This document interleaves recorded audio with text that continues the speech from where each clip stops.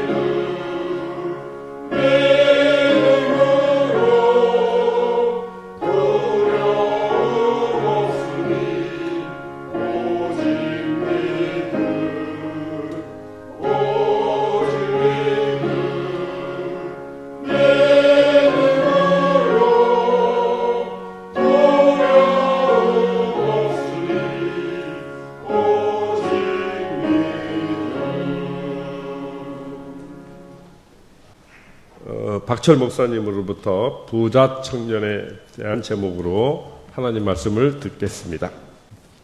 오늘 함께 읽으신 말씀은 영생과 구원을 얻기 위한 방법은 무엇인가에 대한 예수님과 부자 청년 간의 대화 말씀입니다. 이 말씀은 공관복음서인 마태복음, 마가복음, 누가복음에 모두 기록되어 있는 말씀입니다.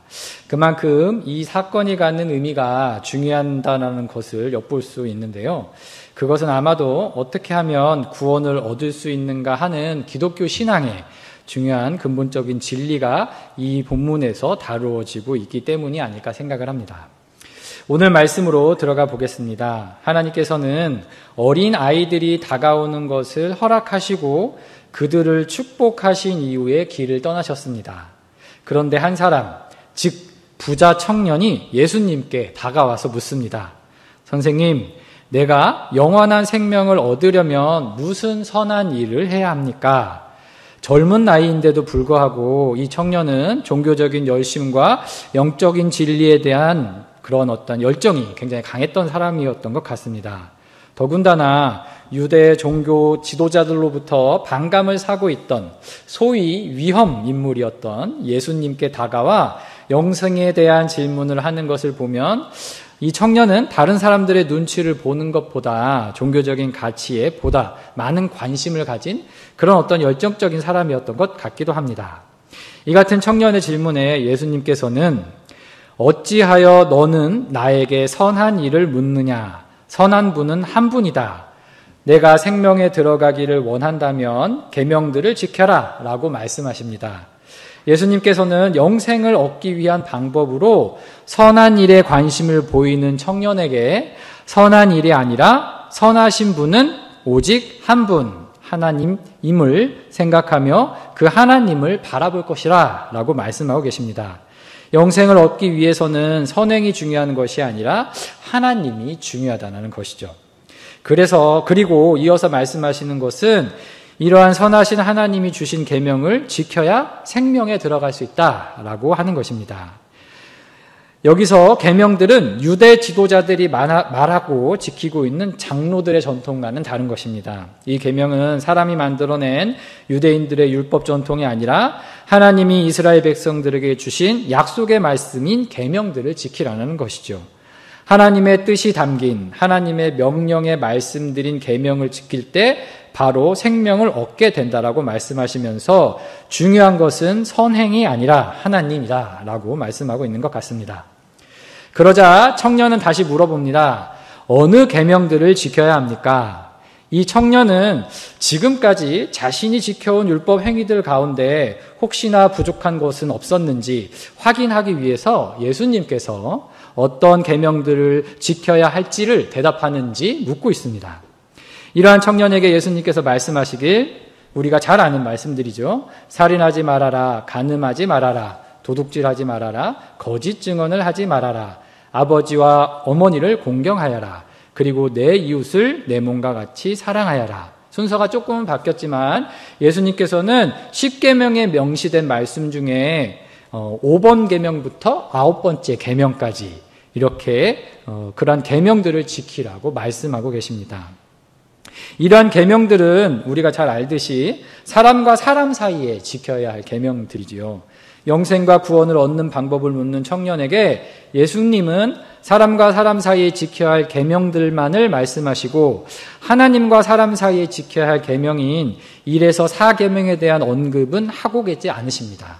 마태복음 22장에 보면 율법 가운데 가장 중요한 계명에 대해 말씀하실 때 첫째가 하나님을 사랑하는 것이고 둘째가 이웃을 사랑하고 하는 것이라 라고 말씀하고 계신데 부자 청년에게는 하나님을 사랑하라는 계명에 대해서는 말을 아끼고 계십니다. 왜 그랬을까요? 여기저기 자료를 보면 좀 다양한 해석들이 나오는데 제가 이 말씀을 묵상하면서 느꼈던 것은 다음과 같습니다. 아마도 예수님께서는 이 청년이 하나님을 진심으로 사랑하고 있지 않은 것을 이미 알고 계셨던 것 같습니다. 이웃과 관련된 계명을 잘 지키고 있는 청년이었기 때문에 1에서 4계명을 잘 지키고 있느냐고 물어보면 청년은 너무나도 당연히 잘 지키고 있다라고 대답을 했을 것입니다. 그래서 하나님을 사랑하라는 계명을 지킬 것을 직접 말씀하시기보다는 그가 하나님보다 더 사랑하는 소유와 재산을 버리고 따라올 수 있겠느냐고 우회적으로 물어보고 있는 것은 아닐까 생각해 봅니다. 이어서 다음 말씀을 살펴보면 이러한 점들을 좀 살펴볼 수 있는데요. 예수님께서 이 계명들에 대해 말씀하시자 청년은 다시 묻습니다. 나는 이 모든 것을 다 지켰습니다. 아직도 무엇이 부족합니까? 이 청년은 자신이 영생을 얻기 위해 노력해 왔는데 뭔가 부족한 게 찜찜하게 여전히 남아 있었던 것 같습니다. 그것을 모르겠기에 예수님께 찾아와 질문을 던졌던 것이죠. 그런데 예수님이 하신 말씀에서 아직 답을 찾지 못했습니다. 예수님께서 말씀하신 것들은 본인이 지금까지 잘 지켜왔던 것인데 아직도 뭔가가 부족하다고 느끼고는 예수님께 무엇이 부족할까요? 라고 묻습니다. 그러자 예수님께서는 대답하십니다. 내가 완전한 사람이 되려고 하면 가서 내 소유를 팔아서 가난한 사람에게 주어라. 그리하면 내가 하늘에서 보화를 차지하게 될 것이다. 그리고 와서 나를 따라라. 그러자 그 젊은이는 이 말씀을 듣고 근심하면서 떠나갔습니다. 왜 그랬을까요? 성경은 이렇게 말합니다. 그 이유는 그에게 재산이 많았기 때문이었습니다. 예수님께서는 부자 청년에게 완전한 사람이 되어 하늘나라에 들어가기 위해서는 모든 소유를 팔아서 가난한 사람에게 주어야만 한다 말씀하십니다. 이 말씀은 분명히 자신의 모든 소유를 팔 정도로까지 진심으로 내 이웃을 사랑해야 한다는 것을 의미하고 있습니다. 하지만 한 단계 더 들어가 보면 이 말씀은 내 이웃을 내 몸과 같이 사랑하라는 그 명령과 함께 그 모든 것을 버리고 너의 모든 소유와 재산을 버리고 나를 따를 수 있느냐라는 것을 함께 질문하고 계신 것이죠. 즉 재산과 물질보다는 하나님에 대한 진실한 사랑과 하늘나라에 대한 진정한 소망이 구원에 필요한 요소라고 말씀하고 있는 것입니다. 예수님께서는 청년이 영생에 이르기 위해 부족한 것은 이웃을 향한 선행이 아니라 하나님을 향한 진실한 사랑과 하늘나라에 대한 간절한 소망이라는 점을 가르쳐 주고 계신 것이지요. 중요한 것은 선행이 아니라 하나님입니다. 자신의 선행에만 관심을 가지며 무엇보다 소유와 재산에 눈이 멀어 있던 청년은 결국 그 답을 찾지 못하고 예수님을 떠나버립니다.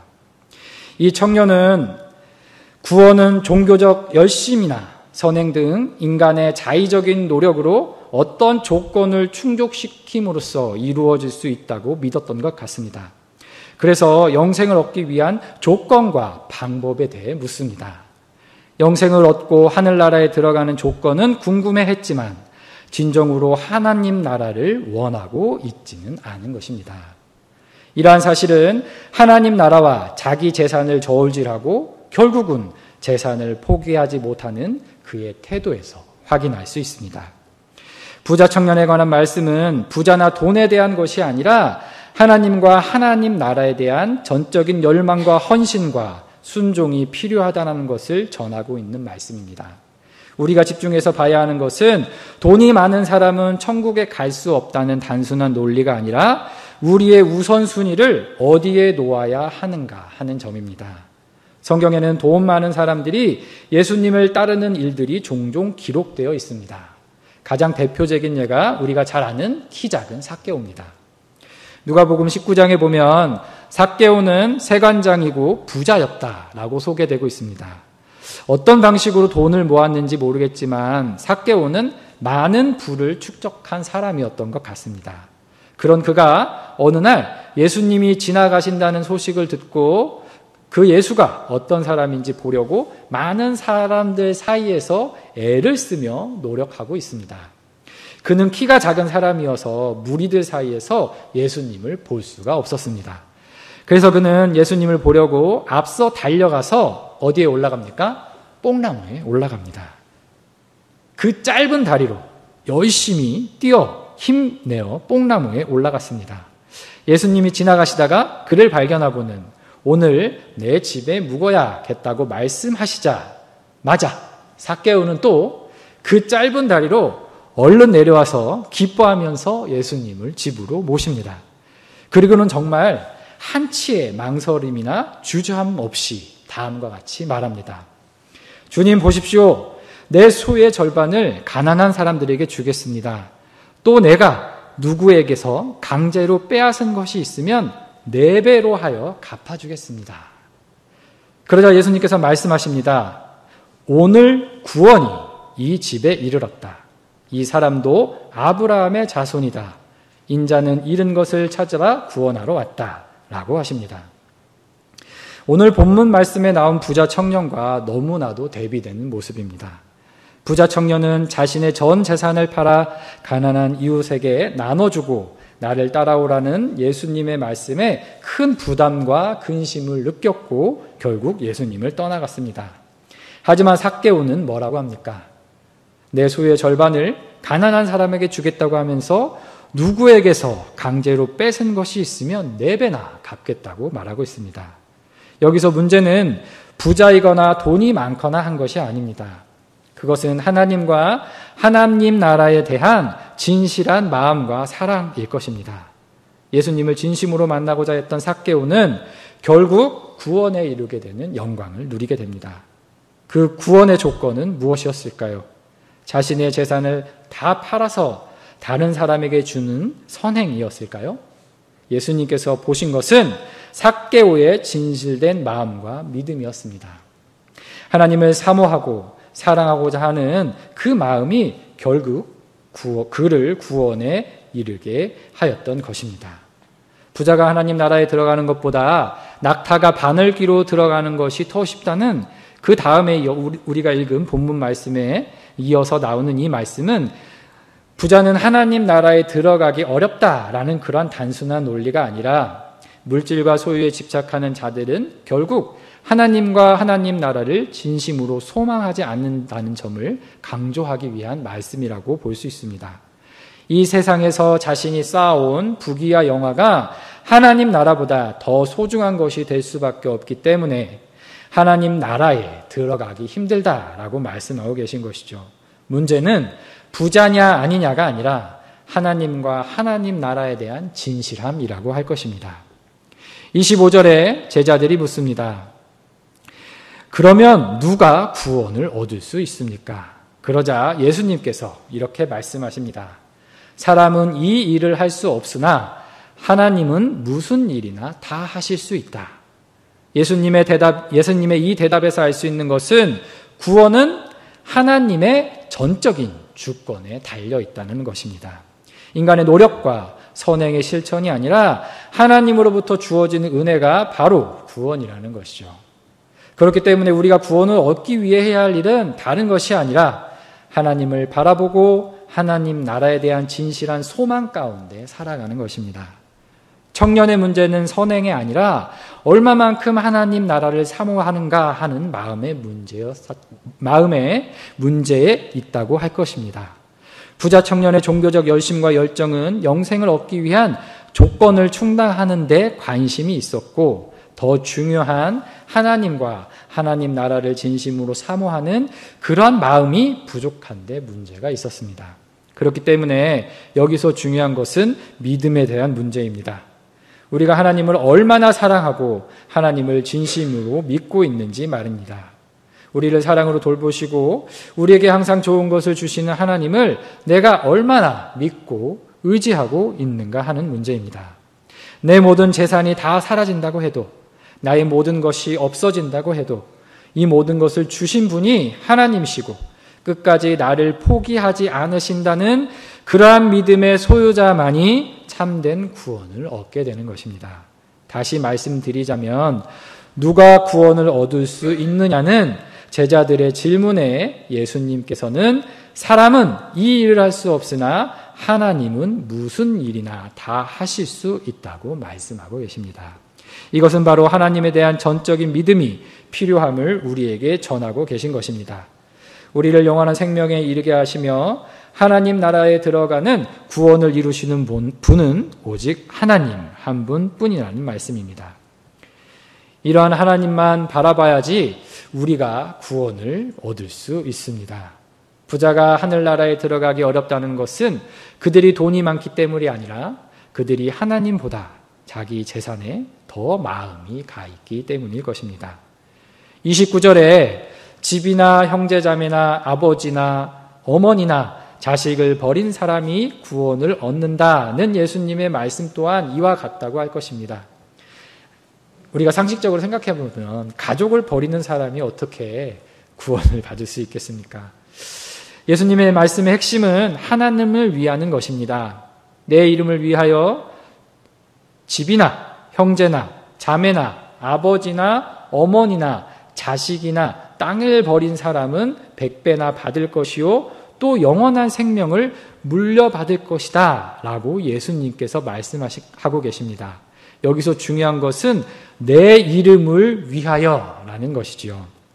세상의 그 어떤 것보다 하나님을 귀히 여기고 하나님을 소망하고 하나님을 사랑하는 자만이 구원을 얻을 수 있다는 강조의 말씀입니다. 마지막으로 한 가지 주목하고자 하는 것은 제가 앞서 말했듯이 부자 청년에 관한 말씀 바로 앞에 어린이를 축복하신 말씀이 나온다는 것입니다.